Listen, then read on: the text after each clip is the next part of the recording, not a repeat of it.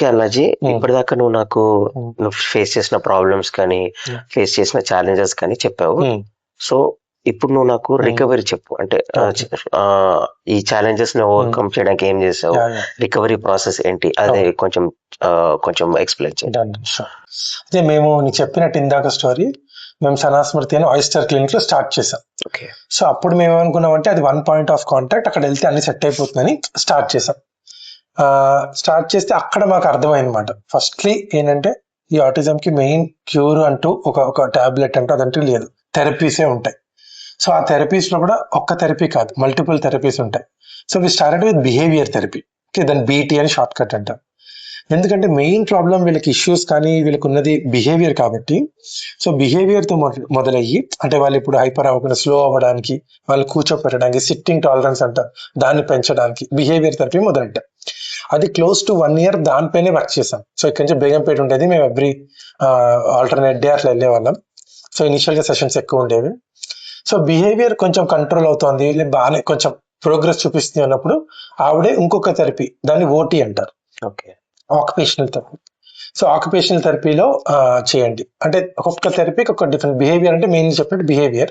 Occupational therapy అంటే వీళ్ళకి ఇప్పుడు పట్టుకోవడం కానీ, ఇప్పుడు క్యాచెస్ వేయడం కానీ, అవన్నీ ఎక్కువ ఫిజికల్ థింగ్స్ పైన ఉంటుంది, అది దానిపైన కంట్రోల్ ఉండదు. సో ఆ కంట్రోల్ పైన వచ్చినప్పుడు కూడా మనకు కాన్ఫిడెన్స్ వస్తుంది, వాడికి ఇంకా బెటర్గా ఉంటుంది అది. సో ఆక్యుపేషనల్ థెరపీ స్టార్ట్ చేసాం. మళ్ళీ కొన్ని రోజుల తర్వాత ఇది కాదు అనేసి వాడి స్పీచ్ మాటలు కూడా ఇప్పుడు తక్కువ ఉంటుంది. ఇప్పటికీ వాడు ఇప్పుడు చెప్తే ఇన్నాళ్ళలో వాడు ఇప్పుడు సెంటెన్సెస్ చెప్తున్నాడు, 1 sentences. ఒకప్పుడు ఆ 1 word రావడానికి కూడా, అంటే ఇప్పుడు నాకు మిల్క్ అని చెప్పడానికి, టీ అని చెప్పడానికి, దానికి కూడా వాళ్ళకి బయట రావడానికి స్పీచ్ ప్రాబ్లం ఉంటుంది. సో స్పీచ్ థెరపీ స్టార్ట్ అయింది. సో ఇప్పటికేమైంది, బీటీ, ఓటీ, ఇంకా స్పీచ్ థెరపీ.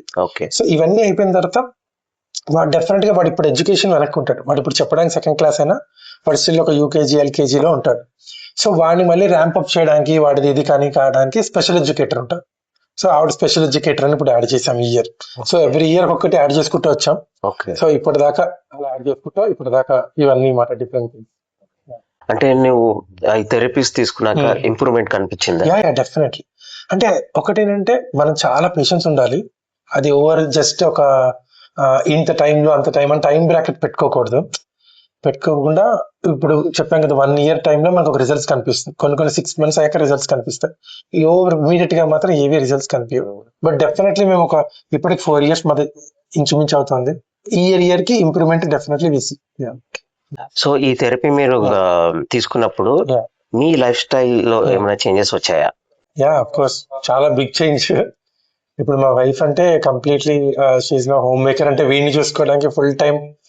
ఐ థింక్ ఈ ప్రాబ్లం ఉన్న వాళ్ళకి I'm not generalising, but mostly ఒక పేరెంట్ డెడికేట్ అయిపోవాల్సి వస్తుంది.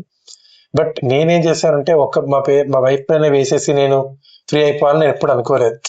సో నేను నా బాధ్యతగా నేను కూడా ఉండాలి అని. సో నేనేం చేశానంటే ఇనిషియల్లీ ఫస్ట్ నేను జాబ్ చేంజ్ అయిపోయాను. నా ఫాస్ట్ జాబ్ వచ్చి ఫుల్ టైం, అదొక product based company. So full time work ఉండేది, ఇంకా ఎక్స్ట్రా ఉండేది, ఇంకా అప్పుడు ఆన్ సైట్స్ ఉండేవి, ఇవన్నీ ఉండేవి. సో అది అయ్యి ఉంటే నాకు అసలు ఇప్పుడు వీడికి టైం ఇచ్చేది. సో ఇప్పుడు నా కరెంట్ కంపెనీ అంటే లక్కీగా అది ఒక US based company, evening times work చేయొచ్చు. సో ఇంకా నాకు అంత టూ మచ్ అంత వర్క్ లోడ్ కాదు, నేను మేనేజ్ చేసుకోగలుగుతాను. లక్కీగా నా టీం కూడా బాగా దొరికింది. సో అప్పుడు ఏం చేశానంటే మార్నింగ్ అంతా వీడికి పెట్టుకుంటాను. సో నేను ఇప్పుడు 2 jobs చేస్తున్నట్టు, మార్నింగ్ అంతా అతనికి వాడు థెరపీస్ కి తీసుకెళ్ళడం, థెరపీస్ కి తీసుకురావడం, ఇవంతా ఉంటుంది. ఈవినింగ్ నా work time. So it's life అనేది ఒక బిగ్ చేంజ్ అనేది. రైట్.